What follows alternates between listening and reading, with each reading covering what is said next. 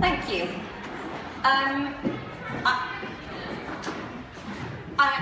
so chuffed to be talking today. I'm so happy to be here. And honestly, for everyone that gave me a sticker, I'm chuffed. Thank you. My name's Kirsten. I'm a nutritionist and a self-love coach.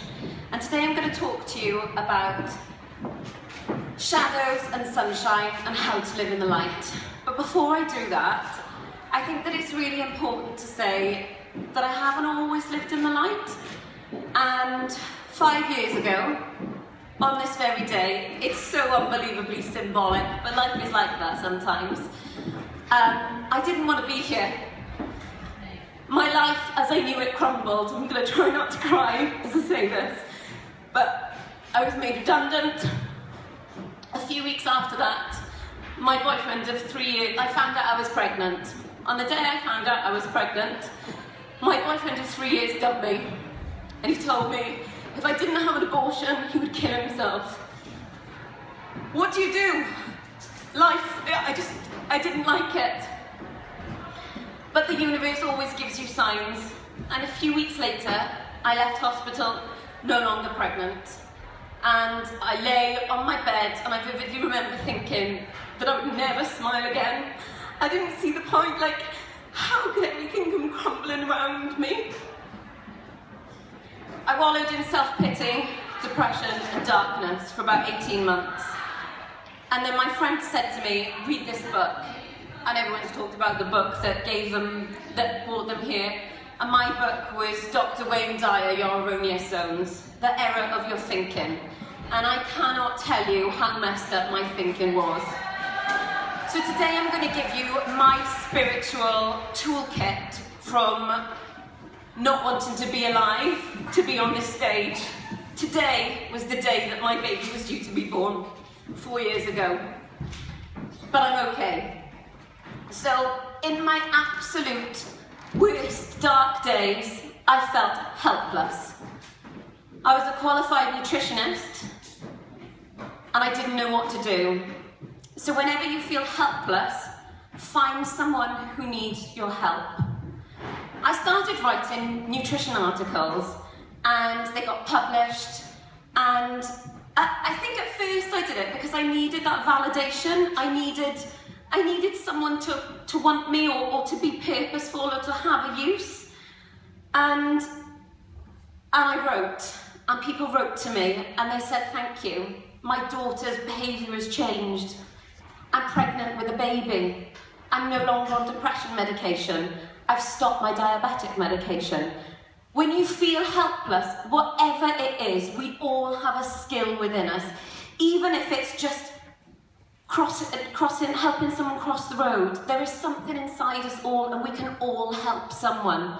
Be helpful.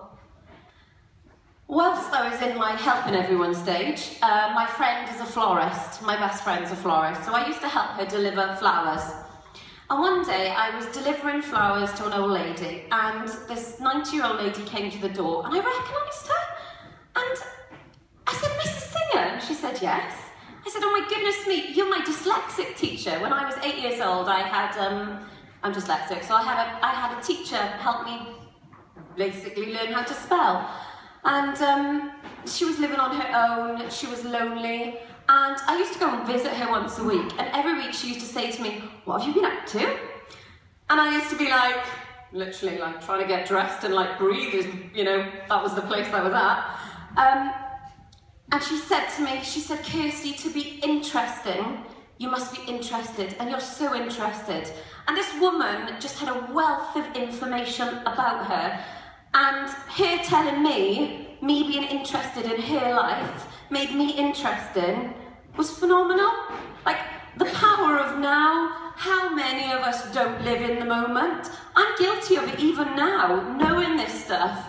So many of us, we're busy on our phones, and for me, I had so much regret about the past. I had so much fear about the future. Am I ever gonna meet someone ever again? My heart was shattered. Was that my chance to have a baby? Has it gone? Like, I I wasn't living in the moment. I was barely existing. I was completely future tripping or panicking about what was done. And do you know what? The past is over. It's gone. You can't change it. Accept it. And that is a really simple thing to say, but it's one of the hardest things to master. But in this life, you get what you give. And as I was on this road to not really wanting to be here, all I could give was myself. I had nothing to lose because I felt like I had nothing. And one of the hardest things to do was to love myself. For so long, I felt like I was broken. I felt like I was unlovable. And I would love to stand here and tell you I healed myself, but the truth is I didn't, because I was never broken. You can't fix an illusion. We're all perfect, even as messed up and as crazy as we may think we are. We're all perfectly okay. You can't heal something that's not broken. And thinking that you're broken is just an illusion. And it's just changing that perception of yourself and truly becoming your own best friend.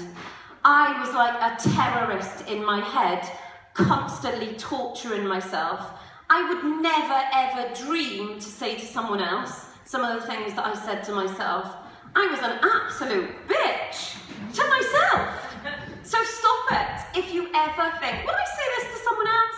So why am I saying it to myself? It's so difficult, but once you master that, stuff starts to happen. Life starts to change. And you demonstrate love by loving yourself. And when you start to love yourself, you kind of radiate. It's a really strange thing to say, but you kind of become a lighthouse. You just attract amazing things that you never even thought were possible. You become a magnet. Do you know what? 5 years ago, I didn't want to be here. 2 years later, I was working on a tour for an international singer flying around Europe on a private jet. I remember I stood in a stadium in Denmark, this full stadium. Ollie Mears, who I absolutely love, walked past me and went, "Hi, Kirst!" I carried on walking. I was like, oh my God, how the hell did I get here? I thought I'd never smile again. Life is so unbelievably crazy. You can't predict the future. And the only thing that you've got is now. So when you love your life now and you love yourself now, the future, anything can happen. Some of the best days of your life are ahead of you and you do not know what they contain. So when you love yourself and you live in the moment, miracles start to occur. Now that sounds so woo-woo, and I would have wanted to punch someone if they'd have said that to me in the midst of my depression. But it's so true. Okay, so I'm a nutritionist, so promote what you love, don't bash what you hate. Now this is more about my nutrition, but it can be applied to every circumstance in life. There are so many diets out there that make me want to scream and rip up papers and magazines, and I get quite angry about this, and I have to really stop myself from ranting about all the diets out there that make me want to go crazy. So try not to do that, because that's not really very loving. Promote what you love. So for me, it's loving yourself, it's nourishing yourself with your thoughts, with your food, with your lifestyle. Attitude is everything. Be grateful. Oh, it sounds so simple, be grateful. I tell you, I actually felt like there was nothing to be grateful for. I had no job at one point, I had no boyfriend, I didn't have a baby, and do you know what the worst part was? A few weeks after, my boyfriend told me, he'd kill himself if I had a baby. I no longer had a baby. My boyfriend, well, my then ex-boyfriend, started to go out with someone else. She looked like a blinking Victoria supermodel. She was absolutely drop-dead gorgeous, and she had a baby. She had everything that I thought that I wanted.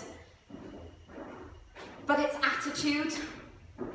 I'm here now, and we can choose how we view things. In actual fact, what happened to me was the best thing that could have happened to me. It didn't kill me. We're so much stronger than we know we are. We're so much more capable than we believe we are. And sometimes I actually went upstairs and cried just before doing this talk, so I was like, am I absolutely mental? Do I want to do this? But I'm so pleased I did. I don't know, if there's just one thing that someone takes away from this talk, it will be worth it. You only have one life. Do not fear your light. For so long, I have kept myself small, not wanting to be seen, not wanting to be heard, scared people will judge me, not like me, so scared that people will say nasty things about me. I feel for most of my life I've walked around with a sign saying, please like me, please love me. I've literally done ridiculous things so people will love me or like me. And it's a constant lesson for me. Don't think that this is like, I'm like, woohoo, loving life now. I am a lot of the time, but these lessons keep coming up. As soon as you think you've mastered it, something will come along and dig up all your old shit. And you've just got to keep putting those things in practice. Don't fear your light. Someone out there needs you. Whatever that is. Whatever it is. Whew. And breathe. I feel like I've just rushed through that. Okay. Food. I am the food remedy. I truly believe that what you eat is so, so important. From everything. Food, we are literally made up of the food that we eat. The cells inside us. The nutrients are from our food. When we're eating crap, we feel crap. Sometimes this message gets messed up. And I'm so guilty. I eat Domino's pizza, I eat Chinese, I eat chocolate, I eat all these things. And it's not about not eating those things. It's about nourishing yourself with foods that will nourish your body. And that comes from a place of real food. You don't need potions. You don't need green juices till you're coming out your ears. You don't need super spirulina and all that stuff. Yes, it's amazing. Yes, it can have a place in your diet, but you can go to a supermarket, buy fruit, vegetables, nuts, meat if you're a meat eater, all these things that are nourishing for your body. And when you nourish your body, your mind can become more balanced. Your mind is in a place of balance because you're a biochemical being. And the neurotransmitters that make us feel certain things are made out of the food that we eat. Then, when you're biochemically balanced, you start with your thoughts. Thoughts are so important. What we believe about ourselves dictates the way that we live. And one thing that I want you all to know is sometimes the thoughts that you think aren't real. I thought I was unlovable. I thought I was broken. They were false. But when we repeatedly think thoughts, they become our belief system. And sometimes being aware of that belief system can make you realise that it's not true. And then you can work on your thoughts and you can change your life. It sounds, well, I don't even know what it sounds, but I'm not sure what I was going to say then. Okay, how long have I been? Have I been? 13 minutes. Oh, awesome. Good timing. So my last message is, leave people, oh, I haven't written that bit down. Leave people better than you found them. Love the lonely, cuddle the hurt, because you never know when you're going to be that person. Sometimes the most judgmental, toxic, nasty people are the people that need the love the most. There was a time when I actually thought I was going to physically combust with anger when I was talking to someone because I was so hurt. And anger sometimes is a misspent plea for love. So tread gently with everyone, especially yourself. Whew!